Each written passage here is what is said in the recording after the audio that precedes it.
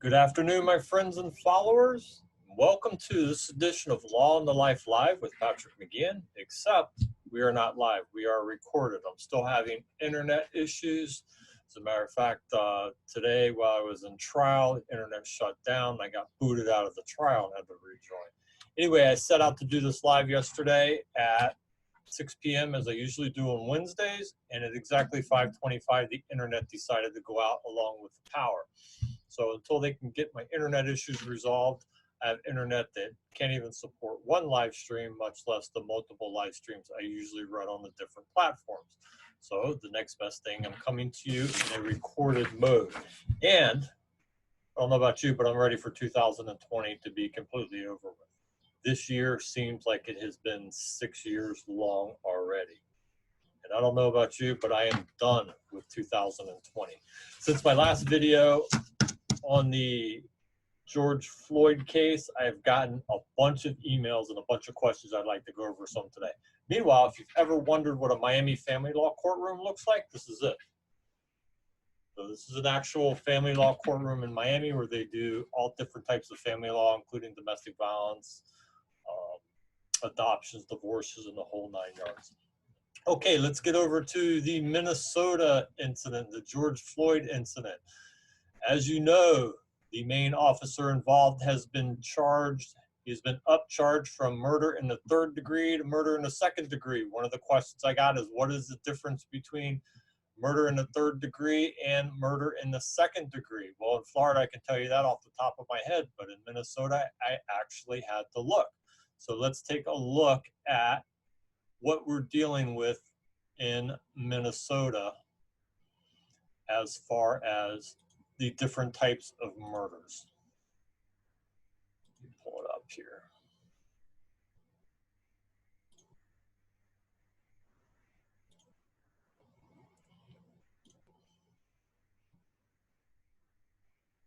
All right, here we have Minnesota statutes number 609195, murder in the 3rd degree.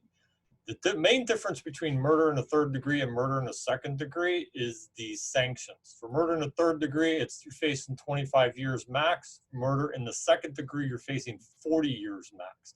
A lot of people ask me, does murder in the 2nd degree mean it's intentional? No, it doesn't, but let's go over the statutes. Murder in the 3rd degree, the applicable subsection is subsection A. Subsection D deals with people dying from the distribution of drugs and stuff.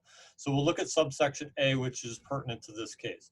Whoever without intent to effect the death of another person causes the death of another person by perpetrating an act imminently dangerous, which is the kneeling on the back of the neck of Geroge Floyd, to others evidencing a depraved mind. A depraved mind is like a ruthless mind, you know, the mind out of touch with the reality that wants to cause harm, without regard for human life, is guilty of murder in the 3rd degree under this Minnesota statute and may be sentenced to imprisonment for not more than 25 years. So murder in the 3rd degree in Minnesota does not contain an intent requirement, nor does murder in the 2nd degree. Murder in the 2nd degree is under Minnesota statute 60919, murder in the 2nd degree.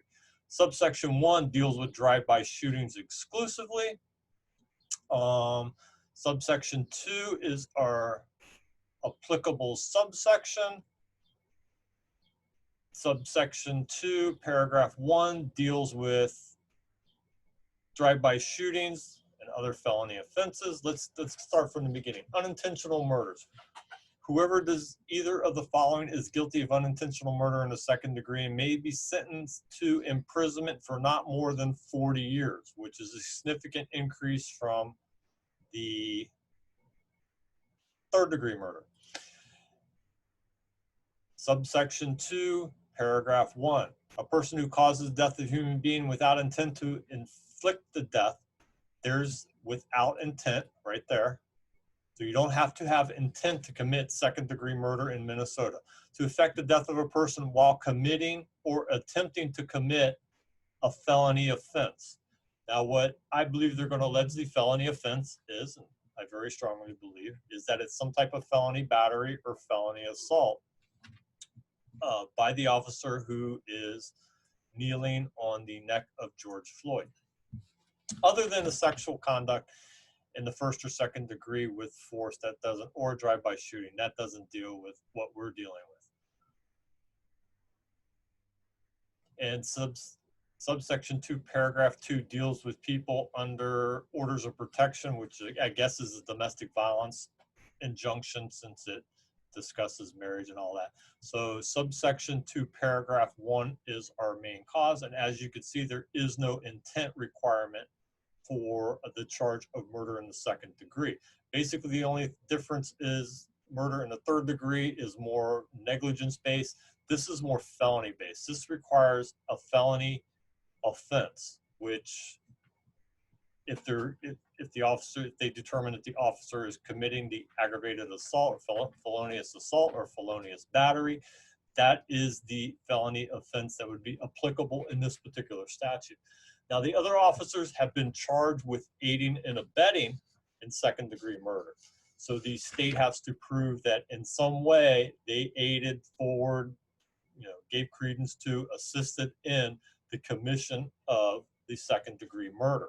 If they are successful in that, those officers could also face up to 40 years under the statute.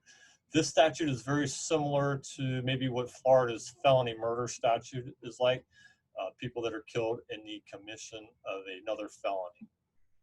So that deals with what the difference is and whether or not the intent is a requirement. The intent is not a requirement in either third or second degree murder, and that makes it a lot easier for the state to prove. Also got a question asking, do you think the officers will be convicted, mainly the main officer? Do you think he'll be convicted of this crime? It's too early to tell. The point of arrest to the point of conviction, there's a lot of not only time, but a lot of process, a lot of legal process in between there. And a lot can happen at that time. So you can never judge what will happen at the time of arrest, at the time of trial, whether or not they'll be convicted or not. You can't make that determination at the time of arrest, because the standard for at the time of arrest is only probable cause, which is a very low standard. Whereas the standard at trial is beyond a reasonable doubt. Very, very high standard, very different standard, and there's a lot of stuff that goes on there in between. The next question I got is, what is qualified immunity and how does it apply to the police? Okay, qualified immunity is something that the courts made up back in, I think, the 60s, and they really started getting into it in the mid-2000s. There's a lot of case law from about 2005 forward dealing with qualified immunity. And qualified immunity protects police officers as well as other government officials when they are doing discretionary activities as opposed to ministerial activities. So when they're using their discretion, they're held to a lower standard. The standard is reasonableness. So to put that in practical terms, qualified immunity applies and a person can't be prosecuted civilly under the qualified immunity if a reasonable, in this case, a reasonable police officer would do the same thing. So if the defense is able to make the argument that a reasonable police officer would have done what this officer did in Minneapolis, that would be, that would be what they would use in their defense. So how do they prove that? How do they prove that a reasonable officer would have done the same thing, therefore the officer should be granted qualified immunity? Usually they bring in experts. They bring in police trainers who train people in use of force and high liability areas to testify as to whether that was reasonable, that a reasonable officer would do something like that. And if that applies, then they are covered by the qualified immunity. So that takes care of qualified immunity. Somebody else asked, would getting rid of qualified immunity? Apparently, one of the congressmen in the U.S. Congress and the U.S. House has introduced a bill to do away with qualified immunity. Well, qualified immunity is only one part of it in the criminal justice system. Qualified immunity applies to the government officials in their discretionary activities. But there's also a legislative immunity, which covers legislators, and there's judicial immunity that covers judges and magistrates. All three of those different types of immunity come into play in the criminal justice system. So, getting rid of one may not necessarily improve things. If you get rid of one, maybe you should get rid of all of them. I don't know. But getting rid of one is only going to affect one part of the criminal justice system, because in the criminal justice system, you have the police, the prosecutors, the public defenders, the judges, the magistrates, the appeals courts, the Supreme Court, and all the different levels of the judicial branch. You have the executive branch and the judicial branch that come together, and then the other immunity is covered under the legislative branch. So you're only removing the immunity for one part of it. So what would happen if they got rid of qualified immunity? Well, you could sue cops for everything. It would progress through. You could sue them for, whatever, false arrest, excessive force, whatever, and the qualified immunity issue would not even come up. And qualified immunity applies so long as there's not a clear, let me get the exact word on it, so long as there's not a clear violation of federal law or rights involved. So long as their actions, unless it does not apply unless their actions, it does not apply when their actions clearly violated, clearly established federal law or constitutional rights. And what that applies to in the context of police officers is civil rights, 1983 actions. So qualified immunity doesn't come into play if their discretionary actions clearly violate federal law or rights.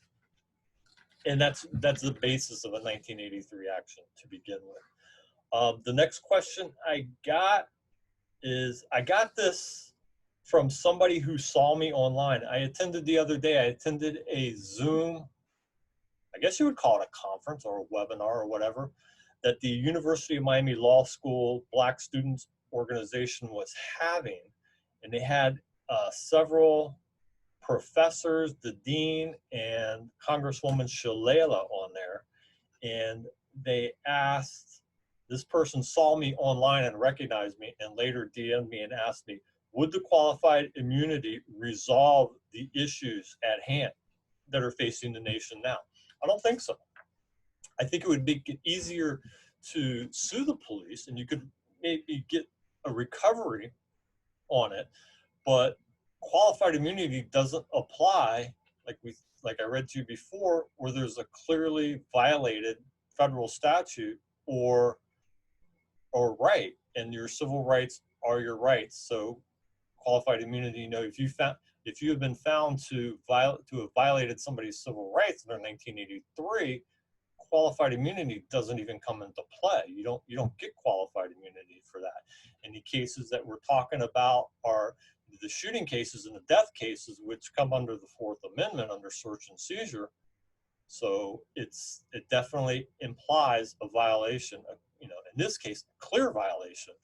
In the Minnesota case, a clear violation of a federal statute or right at this time, based on the charging documents that we know. Now, it may not play out that way when you get to trial. It may be totally different. Like I said, there's a long way between arrest and trial. Another question I got is, how come police unions are so strong? And that's not always the case. I was a former homicide detective here in Miami-Dade County for a long time. I was a member of the police union there the whole time. And I benefited from their services a few times, and it definitely helps if you're a police officer. What I think you see is the larger police departments, the NYPDs, the LAPDs, Miami-Dade PD, Atlanta, the big cities that have the big police departments have stronger unions because they have more members and they pump more union dues into the union. But police unions are as strong as the local government allows them to be. A lot of people say that policing is not political or shouldn't be political, but in this day and age, and ever since I've been a policeman, it's absolutely political. The police department is run by a police chief or a sheriff. Let's take the example of a police chief. The police department is run by a police chief who is appointed by a city commission, a city manager, or a mayor, a strong mayor. So they appoint who they want to be police chief that logically should reflect, their representative values in the constituents that elected them. So let's take the NYPD, for example. So de Blasio comes in, Mayor de Blasio comes in, he appoints his police commissioner that he wants to run the department the way he wants. And the police commissioner or the police chief in Minneapolis is responsible to the mayor or the city manager or the commission, depending upon how this structure is run. So the city government has control, political control over the police department, because they could simply remove the chief if the chief is not doing what they want him to do. And there is some tension between the upper command staff and the rank and file members, but it is the chief who sets the agenda for the police department. So remember this in your city.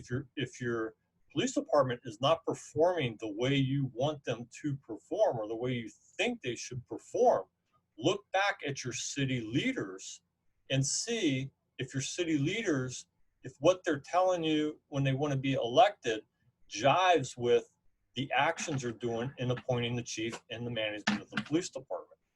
So as it comes to police unions, well, all the disciplinary actions that occur or that are levied against police officers are guided by contracts.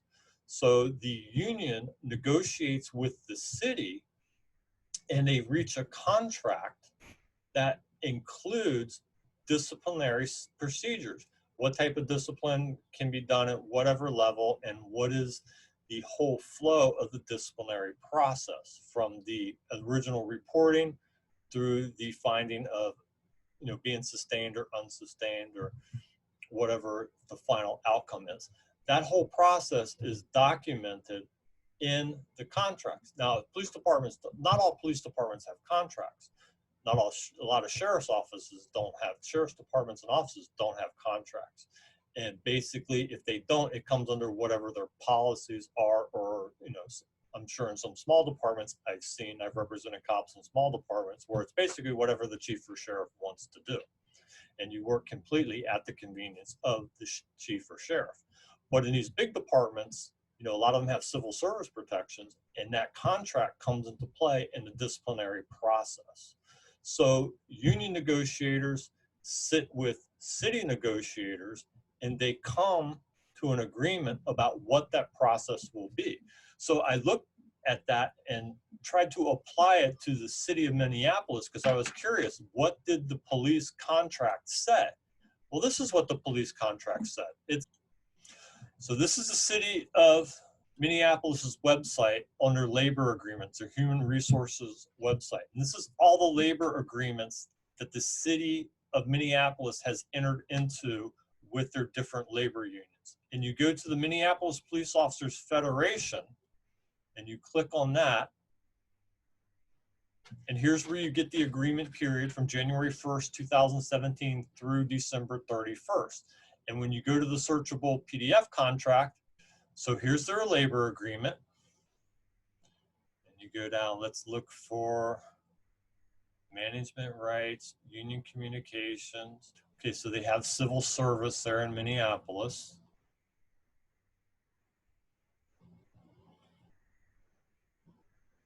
Okay, so pages 12 and 13 of Article 12 deal with discipline. So let's go down to that.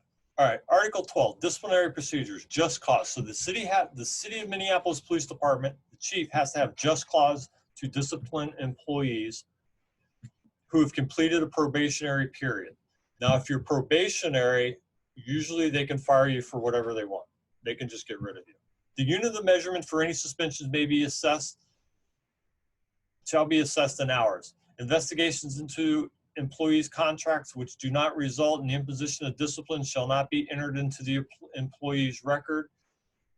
personnel file maintained by the police department or the city human resources. And this is, as an attorney, this is information that I use regularly. And a lot of people don't realize that when you have employees in government, there's usually two personnel files: the police department personnel file and the city human resources or personnel file. And different information can be in each file, and one file can be lacking information and the other file has information. So whenever you request a personnel file, make sure you get it for both. For the purpose of this article, disputes related to personnel file retention and or recognition may be resolved through the procedures set forth in Article 11, Settlement of Disputes. Anytime you get a suspension, a written reprimand, transfer, demotion, except during the probationary period, or discharge, which is termination, by a person who has completed the probationary period, may appeal through the grievance procedure. So they have a grievance procedure. Anytime discipline under this criteria is issued, the police officer has the right to appeal it to arbitration. And written reprimands, a lot of police departments don't consider written reprimands discipline. So this goes a step further in protecting the officers by including written reprimands. You can also seek redress through the procedures such as civil service, veterans preference, or fair employment. So the Minneapolis police officers have civil service protections, except it's provided by Minnesota law. So the contract can't conflict with Minnesota law. Once a grievance or appeal has been properly filed and submitted by the employee or the federation on the employee's behalf, that's where the union's acting on the officer's behalf, through the grievance procedure of this agreement and other available procedures, the employee's right to pursue redress in the alternative form is terminated. So once the officer agrees to go through this appeals process, he or she cannot use redress through the civil service, the veterans preference, or the fair employment aspects of it. And this goes on to discuss how they carry out the disciplinary procedures, as far as formal statements, discipline rights in the bargaining unit, and then it goes into wages. So it's a pretty short 2-page description here. So in summary, to discipline an officer, to fire, suspend, transfer, demote, or reprimand, the city has to have, the chief of police has to have just cause. And then once after the investigation, and then once the chief of police has determined that he has just cause, then the employee gets to appeal through any of these procedures, but the major one here is through arbitration. And it's been my experience representing police officers in use of force issues in Florida that arbitrators usually side with the police officers. So that discusses how in the city of Minneapolis officers are disciplined and what rights they have when they are disciplined. So what you'll probably see, and based on my experience, is the officers who were charged in the case, they will wait. They've been fired already, so they come under the disciplinary procedures because the chief of police is obviously determined that he has just cause to fire them. Now, they didn't go through the whole process. They went through an abbreviated process because the whole disciplinary process takes a lot more time. So they probably went through an abbreviated process. The chief determined he has just cause and he terminated. So they get to go through the appeals process. They will probably smartly wait until the criminal process is done with. And if they are successful in the criminal process, then they will go through the grievance process and they will go to an arbitrator and they will have like a trial before the arbitrator. And, the police union or the police officer's attorneys will present their case, and then the city will present their case, and then the arbitrator will make findings and recommendations. The arbitrator can uphold the city's position or they can overturn the city's position, in which case the city has to reinstate the officer. Whether that happens in this case, I don't know. That's a long way. Arrest to conviction is a long way, but arrest to reinstatement is even a further away. I would say that process is going to take maybe years. I don't know, a very long time. those were the main questions that I received since I broke out that last video on George Floyd's case. Here in Miami, I mean, we had some protests that occurred for a couple days. They were fairly peaceful.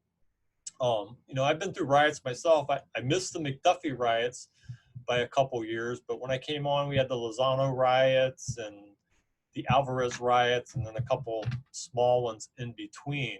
And it's always been my experience that, you know, the cops are all for going out and protesting, and, you know, they don't have a problem with protesting. Cops protest all the time, especially Miami Beach cops. Every time they have a contract dispute, they're out protesting. So cops don't have a problem with protesting. You know, protest all you want. You know, a lot of people out there are probably off-duty cops out protesting with you for whatever cause. Protest whatever cause you want. And, you know, I think cops in general support that. What they don't support is what happens when the protesters go home. And they had a little squabble at the city of Miami after the protesters went home. The, you know, the looters and, you know, the people that want to wreak havoc on the community came out, and they had about a 30-minute dust up at the City of Miami Police Department. And, you know, that ended that. The City of Miami came out and took care of business. The county went over there with a field force and took care of business and ended that. And they really haven't had any problem since, any major problem since. We're still under a curfew, which has been adjusted. It started out at 8 p.m., but now has been adjusted, I understand, to midnight to 6 a.m. So we're still under an emergency order curfew because of the civil unrest. But it doesn't, at least from what I've seen, it doesn't appear that Miami is going to experience anything remotely similar to the rest of what the rest of the country is experiencing, unless I'm completely uninformed. And, you know, that may be the case. I doubt that's the case, but that may be the case. All right, the next question I got, and another good question I got, and I've never really been asked this question before, is who are the cops? Where are cops hired from? I can tell you what it's like. When I was hired in 1987. I was 20 years old, and what I found is, from working in the police department, is cops are like you and me. They come from everywhere. I mean, we had cops that were, you know, 19, 20. In Florida, you only have to be 19 to be an officer. You don't have to have any college education. They were 19, 20, 21, 22-year-olds, you know, just out of high school, maybe did a little bit of college and, you know, got a job in law enforcement. A lot of former military. When I came on, they had one of the big employers here in Miami, Eastern Airlines, had gone bankrupt and shut down. So we got a bunch of stewardesses from Eastern Airlines that came over to be cops. A lot of college kids after graduation or during college applied and became cops. A few of them were cops from other states, but, you know, I remember having a few NYPD guys, an LAPD guy, and a couple others from, you know, other states, but not too many. More from other departments in the state of Florida and in Miami-Dade County in particular that were lateral over to be, you know, county cops with us. But they're, you know, they were pretty much, you know, just people from your neighborhood. I had it a little bit different. You know, the times it used to be, you know, back in the 20s and 30s, I guess, 40s maybe, that policemen lived in the neighborhoods where they were policemen at. And that's no longer the case. But when I came on, I did a couple years in another neighborhood, and then I got transferred back to the neighborhood I actually lived in. So I got to be a policeman in my neighborhood that I had grown up in for a couple years before being transferred out again. And it was very interesting because I would run into people all the time that I went to high school with and middle school with and grew up with. So it was a different experience, but that's very rare nowadays. What type of training do cops have? That's another question that was asked. You know, you go to the police academy. When I went, it was 9 months. Now I think it's down to 5 months. You go to 5 months of training, and I'll tell you, it's out on the road under the supervision of a field training officer for, I think it was 6 weeks. And then I was out on my own. So I was out 20 years old, not a clue in the world, running around with a gun with the authority to take, to use deadly force, the authority to enforce the laws of the state of Florida. It was an ominous responsibility. And, I'm proud that I executed it well. Most of the people, actually all the people that I know executed it well. Most of them are retired now or retiring. But that's it. That's where cops come from. Cops come from, your community. It's you and me. It just happens to be that, some of us wear brown or blue, and then the other people wear just shirts and ties or t-shirts and, shorts and flip-flops. But anybody who wants to be a cop can be a cop from the community, as long as you meet some fairly loose guidelines. In Florida, it's 19 years old, college education, GED or graduate, no felony convictions, no criminal history, no serious traffic history, certainly no arrests, although I think they've relaxed the standards on that some. But that's about it. As long as you have a clean background, you have a good credit report, you can apply to be a policeman. So that's about it. That's about all the questions I got to. I have a bunch more in the email and DMs that I haven't got to, and I'll try to get to those as soon as possible and maybe do up another video, but that's it for now. If you have any questions or comments, please DM me or comment below, or feel free, getting tongue-tied. Feel free to email me at patrick@pjmlawyer.com. Also, if you have any counterpoints, I'm always willing to listen to counterpoints. Please let me know. Different people have different opinions and different perspectives. I can only tell you my opinion and my perspective. Yours may be different. If it is, let me know. And, we'll see how they jive or they don't jive, and maybe work it out, maybe solve the world's problems. But anyway, that's it for today. Thank you for taking the time. I'm always humbled that you take the time to join me to listen to what I have to say. Hopefully I provide some useful information. If I do, please like and subscribe. And if you hit that little bell, it'll notify you when I put up a new video. I try to do videos every Wednesday at 6 p.m., but sometimes, as you can see, the internet and the environment do not cooperate, and I am not able to get those videos up. I usually do a live stream and then upload and edit the live stream and put in all the comments and stuff like that. So you can usually catch me Wednesdays at 6, but lately it's been delayed because of my crappy internet connection or the power outages or the storms that we're having here in South Florida. So please look for me next Wednesday. Occasionally I'll get on Monday and Tuesday and do a weekly update if there's any important updates coming along. And then every now and then I'll throw in a video on a random topic where somebody asks me a question or something important comes up. But thank you. Overall, thank you just for joining me and participating in this little experiment on YouTube and the other social media platforms. Have a good evening. Stay safe. We're all in this together. We'll all make it out together, and we'll be fine. In the end, regardless of what happens, we'll all be fine. Thank you, and I'll see you next week.